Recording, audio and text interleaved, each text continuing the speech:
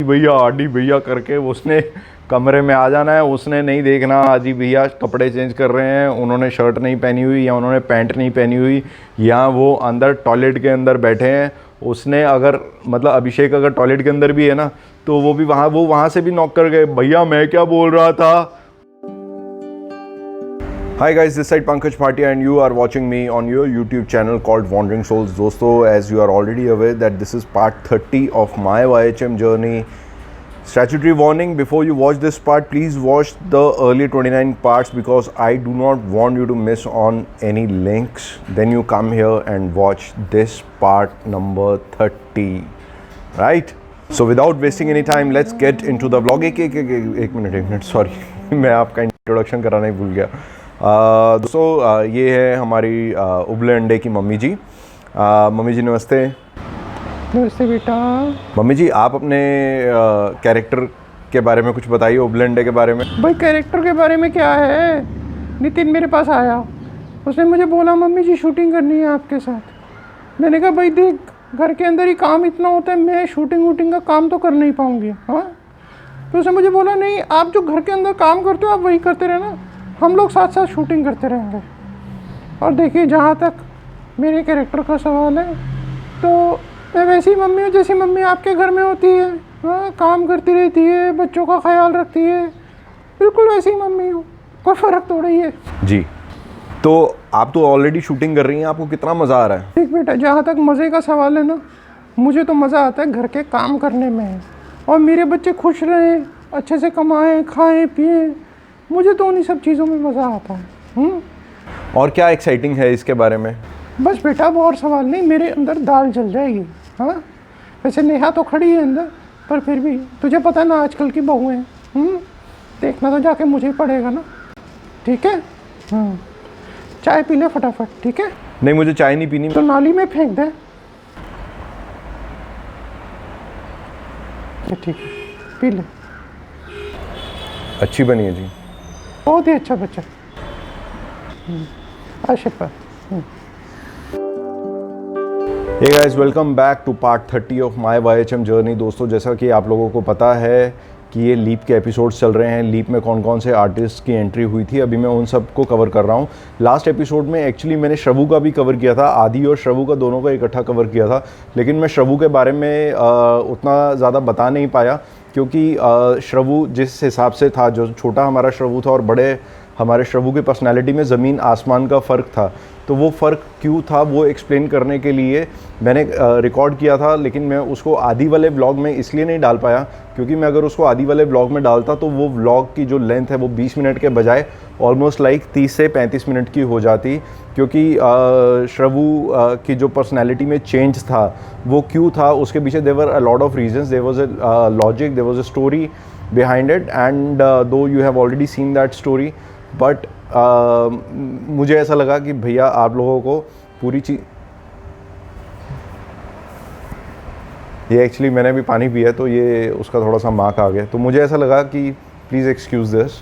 तो मुझे ऐसा लगा कि वो स्टोरी बैक स्टोरी जो है वो आप लोगों को पता होना चाहिए, because I am here only for the back story only, because just because the back story I am doing these vlogs. I think light थोड़ी सी यार गड़बड़ हो रही है।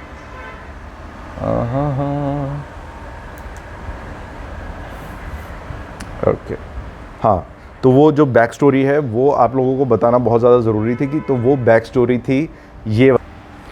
सो दोस्तों ये तो बात हो गई आदित्य भल्ला के बारे में, अभी मैं बात करता हूँ श्रवू के बारे में।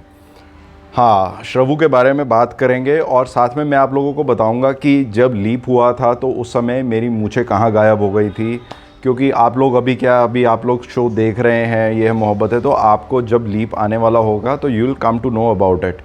क्या था जैसे कि मैंने आप लोगों को बताया कि एक बार मैंने अपनी मूंछें फ्रस्ट्रेशन में आके उड़ा दी थी, and I told them that I met with an accident, and second time actual में विवेक के साथ बात करते हुए ऑन सेट, मतलब in my makeup room, in my green room, मुझसे मैं वो उसकी सेटिंग करना भूल गया ट्रिमर की, एंड इट वेंट।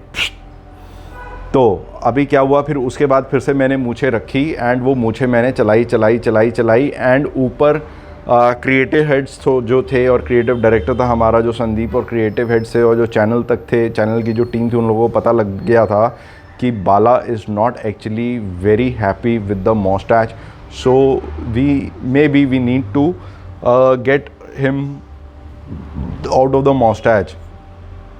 सो कुछ ट्रैक इस तरह का लिखा गया। मुझे याद है कि I had kind of a break, I was not on a break, लेकिन कुछ एक मतलब जैसे जो मैंने आप लोगों को बताया 10 से 12 दिन मेरा शूट होता था, बाकी के दिन मुझे खाली बैठना पड़ता था। तो मेरा काइंड ऑफ ब्रेक जैसा चल रहा था 3-4 दिन वाला।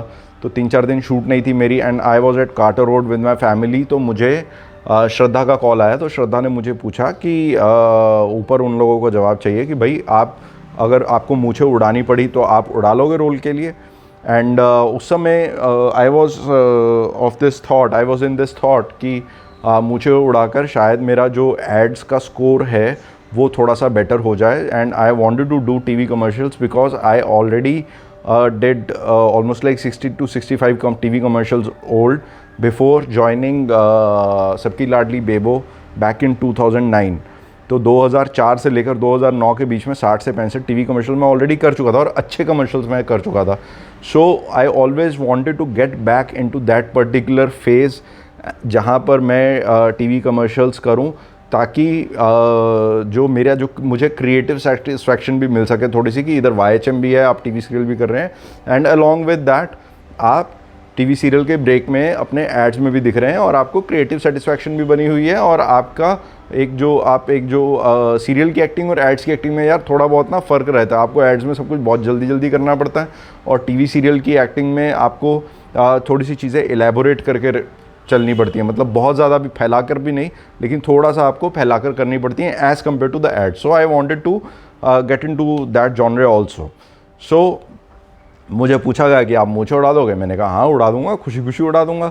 अभी उसमें क्या हुआ, उन्होंने बोला कि sir they want to show you little young, they want to show कि जब लीप हुआ है तो हमारा 10-12 साल का लीप हो रहा है, तो सब लोग थोड़े बूढ़े हुए हैं, but Bala has become little kind of fitness freak, and he is more into gymming and all. And उनका जो अपने बेटे से, जो श्रवु से जो इक्वेशन रहेगा वो ऐसा रहेगा कि Shravan doesn't look that fit, and he मतलब जो स्टोरी लाइन जो मुझे बताई गई थी वो मैं आप लोगों को बता रहा हूँ यार, कि he doesn't look that fit and he is nowhere close to his father. मतलब नीदर मेंटली नॉर फिज़िकली उसको ऐसा लगता है कि उसका जो अप्पा है अपने अप्पा के जैसा वो बिल्कुल नहीं दिखता है। मतलब उसका अप्पा फिट है, टॉल है, और वहीं पर श्रवु है, उसके बहुत सारे पिंपल्स हैं, एंड उसको I think they plan to give him braces also, but वो हुआ नहीं, कुछ ऐसा जो भी था।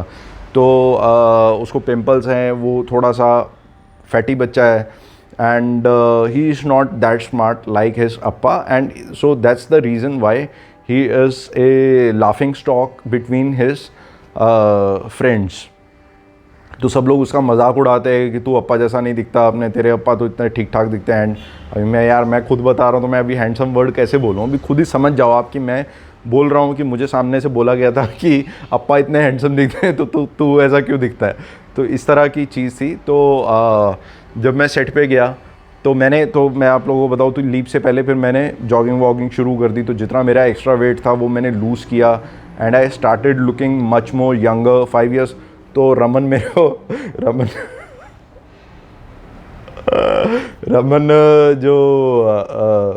रमन ने उस समय बॉडी बनानी शुरू की थी धीरे धीरे। He used to be very thin, जैसे आप लोगों को पता है Raman used to be very thin, and at that time I used to be very bulky and well built and muscular. तो जैसे जैसे रमन ने इधर से अपनी बॉडी बढ़ानी शुरू की और मैंने उधर से धीरे धीरे करके कम करनी शुरू कर दी, and I was like half of this. I used to wear XL XXL shirts, and straight forwardly I came back to, I squeeze to L size, मतलब 40-42 साइज़ पर मैं आ गया था। तो मैंने अपने आप को स्क्वीज़ करना शुरू कर दिया। तो जब मैं श्रवु से आके मिला तो Shravu he was a baby of I think 14 years at that time, such an adorable kid I must say. उसकी वो मैं नहीं बोलूँगा कि सबसे ज़्यादा क्यूट बच्चा था या कुछ ऐसे बातें, लेकिन उसकी जो बातें थी, उसके जो बात करने का तरीका था, और उसकी जो पंजाबी बच्चा, और अपना उसका नाम था मिहिर अरोड़ा, जो नाम राज सिंह अरोड़ा का शो में था, शो में उसका नाम मिहिर था, तो इसका एक्चुअल में नाम मिहिर अरोड़ा था। तो मैं जब श्रवू से फ़र्स्ट टाइम मिला तो एक्सपीरियंस मेरा बहुत बढ़िया रहा। हम लोगों का पहला सीन था कुछ कांजूर मार्ग करके एक जगह है। कांजूर मार्ग हमारे यहाँ से काफ़ी दूर पड़ता है। It's one of the फादेस्ट location. जो लोग भी वेस्ट में रहते हैं, जैसे अंधेरी वेस्ट या कांदेवली वेस्ट या मीरा रोड में रहते हैं, उनके लिए कांजूर मार्ग is like God forbidden place. जैसे हम लोगों के लिए यहाँ से Naigaon is a god forbidden place. तो मैं श्रवू से फ़र्स्ट टाइम मिला तो उसका जो बात करने का, आप लोगों को पता ही है, I am not going to talk about it. जो आप लोगों ने स्क्रीन पे देखा है, वो जिस तरीके से बात करता था, जो उसका जो अपीयरेंस था, और it was exactly opposite to what I was in the show, and मतलब on screen. Otherwise he is a very smart kid, very studious kid, and उसको ऐसा लगता है कि उसका पढ़ाई लिखाई में हो जाएगा कुछ ना कुछ, and he is going to be some doctor, engineer और something like that. At that time उसके थॉट्स ऐसे थे। तो अभी तो I think he has taken up non medical जो भी है। तो श्रवू के साथ एक्सपीरियंस हमारा बहुत बढ़िया रहा, और उसका सबसे जो बढ़िया दोस्त था श्रवू का, वो था आदि भैया करके। उसने कमरे में आ जाना है, उसने नहीं देखना आदि भैया कपड़े चेंज कर रहे हैं, उन्होंने शर्ट नहीं पहनी हुई या उन्होंने पैंट नहीं पहनी हुई, या वो अंदर टॉयलेट के अंदर बैठे हैं। उसने अगर मतलब अभिषेक अगर टॉयलेट के अंदर भी है ना, तो वो वहाँ से भी नॉक कर गए, भैया मैं क्या बोल रहा था, वो वहीं से ही बातचीत चालू कर देगा। वो कहेगा श्रवू मैं बाहर आ रहा हूँ, बाहर आके बात करता हूँ। नहीं, मुझे बस एक छोटी सी बात बता दो, ऐसा होता है क्या? तो मैं बैठे, मैंने कहा यार उसको बेचारे को पोटी तो कर लेने दे तू। इस तरह की एक चीज़ हुई थी। तो मैंने कहा यार उसको आराम से तू एक बार टॉयलेट से तो बाहर आ लेने दे, फिर तू कर लेना अपनी बात। नहीं बाला सर, आपको पता नहीं है, मेरी बात बड़ी ज़रूरी है। मैंने कहा अच्छा भाई, तू ज़रूरी बात कर लेना अपनी। श्रवू की एक ख़ास बात ये थी कि हर दूसरे पाँचवें दिन ना उसका प्रोफेशन चेंज हो जाता था। कभी उसको डॉक्टर बनना होता था, कभी उसको इंजीनियर बनना होता था, फिर बोलता था नहीं मैं तो डायरेक्टर ही बनूंगा। और हर प्रोफेशन को लेकर ना वो इतनी संजीदगी से बात करता था कि हम लोग भी कन्विंस हो जाते थे कि हाँ भाई ये यही बनेगा। हाँ, कर वो एक्टिंग रहा था। फिर उसके बाद एक दिन श्रवू को एक बड़ी मज़ेदार बात बताता हूँ। तो श्रवू को ना नॉनवेज खाने का बड़ा शौक़ था। तो इसने बीच में, जैसे मैंने आप लोगों को पहले मैं बता चुका हूँ कि हर शो में एक कैरेक्टर का इंट्रोडक्शन होता है, तो वो बड़े भर के सीन्स आते हैं उसमें। फिर उसे धीरे धीरे करके वो सीन्स थोड़े से कम हो जाते हैं, एंड विद द फ्लो जब उसकी ज़रूरत होती है तो उसको बुलाया जाता है। तो वैसे ही श्रवू के भी शूटिंग डेज थोड़े से 1-1.5 महीने के बाद थोड़े से कम हो गए थे। तो इसको एक और गुजराती शो का ऑफ़र आया, तो इसने वो पकड़ लिया। तो ये वहाँ से शूट शाट करके आया, तो मुझे बताया, कहता सर बाला सर मैंने ना एक और शो पकड़ लिया है। मैंने कहा अच्छा कौन सा पकड़ा है? सब टीवी का। मैंने कहा कौन सा कर रहा, कौन सा प्रोडक्शन हाउस है? तो उसने मुझे प्रोडक्शन हाउस का नाम बताया। तो मैं उनको जानता हूँ but I don't want to take the name ओ भैया। तो मैंने कहा तू भाई वो कट्टर गुजराती लोग हैं, तू उधर जाके कुछ चिकन मत मांग लियो कभी। हाँ, तू ठहरा नॉन वेजिटेरियन आदमी, तो ऐसा मत कभी किसी को पूछ मत लेना कि मुझे चिकन खाना है या चिकन किधर है ये बताओ। इधर तो डब्बे में से निकलता है, उधर नहीं निकलेगा। और अगर तूने पूछ लिया किसी को कि चिकन है या नहीं है, तो तू शो से निकल जाएगा भैया, चिकन नहीं निकलेगा डब्बे में से। कहता बाला सर मेरे से तो मिस्टेक हो गई। ऐसे उसके बाल आगे रहते थे सर, बाला सर मैं तो मिस्टेक कर चुका हूँ। मैंने कहा क्या मिस्टेक कर चुका है? कहता मैंने स्पॉट दादा को पूछ लिया इधर अंडा मिलेगा क्या? तो स्पॉट दादा ने बोला इधर ये नॉनवेज की बात नहीं करनी है, इधर नॉनवेज की बात नहीं करनी, नहीं तो शो से निकाल देंगे। मैंने कहा बेटा ऐसा ही है। सो दोस्तों, अभी आपने श्रवू वाली स्टोरी देखी कि श्रवू की एंट्री हमारे शो के अंदर कैसे हुई, एंड बहुत ही कारस्तानी बच्चा था, बहुत ही डेली उसका एम्बिशन चेंज हो जाता था। Some days he wanted to be a director, some days he wanted to be a mechanical engineer, some days he wanted to be a doctor, and ultimately he was acting only. So अभी तो फ़िलहाल he is concentrating on his, उस समय 10th थी, तो अभी he is concentrating more on his studies. अच्छी बात है, उसको सही राह मिल गई। आपके जो मन की चीज़ हो वो आपको मिल जाए तो आप उसमें ज़्यादा जल्दी सक्सीड करते हैं। सो दोस्तों, आई थिंक आई फील कि मैंने इस लीप के अंदर ये अपने जो व्लॉग्स हैं इसके अंदर मैंने लीप के अंदर जितने एक्टर्स आए थे सब लोगों को कवर कर लिया है, जो मतलब लीप के इनिशियल फेज़ में थे, जैसे आदिति भाटिया, कृष्णा मुखर्जी, अपना अभिषेक वर्मा, फिर उसके बाद जो खुलुद थी, जो मेरी औलाद थी यार, उसका क्या नाम था सीरियल में,